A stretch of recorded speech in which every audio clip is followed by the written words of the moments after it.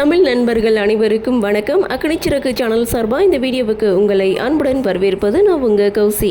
கார்த்திக் ரேவதி சீரியலுடைய அடுத்த எபிசோடுக்கான ப்ரோமோ என்ன அப்படின்றத பார்க்கலாம். கார்த்திக் ரேவதி இவங்க ரெண்டு பேருடைய கன்வர்சேஷன், அதாவது சாமுண்டீஸ்வரி கார்த்திக் ரேவதி இவங்க ரெண்டு பேரையும் ஹனிமூனுக்காக ஏற்காடு அனுப்பி வைக்க ஏற்பாடு செய்திருக்காங்க. இதை பற்றி தான் ரெண்டு பேரும் பேசிகிட்டு இருக்காங்க. ரேவதி கார்த்திக் கிட்ட சொல்கிறாங்க, இந்த ஹனிமூனுக்கு நான் எதுக்காக கிளம்புறேன் அப்படின்னு சொல்லும்போது அந்த இடத்துல கார்த்திக் சொல்கிறாங்க, ஏன் எதுக்குன்னு எனக்கு தெரியும்.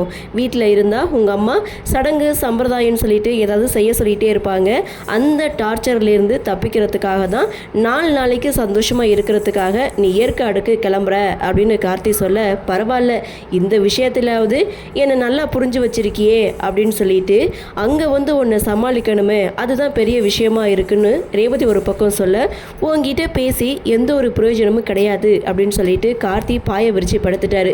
இன்னொரு பக்கம் மாயா ரேவதிக்கு கால் பண்ணி, உங்ககிட்ட ஒரு முக்கியமான விஷயத்தை பற்றி பேசணும், உடனே என் வீட்டுக்கு கிளம்பி வர்றியா அப்படின்னு சொல்லி ரேவதி கிட்ட கேட்க, ரேவதியும் சரி வர்றேன் அப்படின்னு சொல்லிட்டு அங்கேருந்து கிளம்புறாங்க. ரேவதி தனியாக போகிறத பார்த்த சாமுண்டீஸ்வரி ரேவதியை ஃபாலோ பண்ணி மாயாவுடைய வீட்டுக்கு போகிறாங்க. வீட்டுக்கு போன ரேவதி மாயா கிட்ட பேசிகிட்டு இருக்காங்க. அப்போது மாயா ரேவதி கிட்ட ஒரு விஷயத்த சொல்கிறாங்க. என்ன அப்படின்னா, ஒருவேளை மகேஷ் திரும்ப கிடைச்சிட்டான் அப்படின்னா அந்த டிரைவர் கட்டின தாலியை அறுத்து வீசிட்டு மீண்டும் மகேஷை நீ கல்யாணம் பண்ணிப்பியா அப்படின்னு சொல்லி ரேவதி கிட்ட கேட்குறாங்க.